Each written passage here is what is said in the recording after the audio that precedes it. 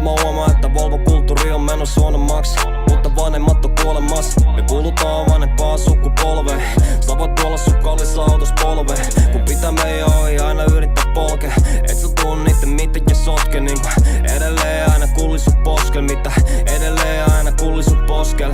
Sä voit asua sun kartanossa, meillä on 4 pyörää meidän lompakossa. Asutaan sentään tien päällä me kartanossa. Mitä teillä on?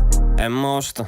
Vaikka olis raha joskus on mä eko-auto, niin ostakin kalpa kynnelissä terve-auto. Valvat moottori ja aloittaa. Täällä mä istun mun varjossa ja mä mietin, et koska se taittuu.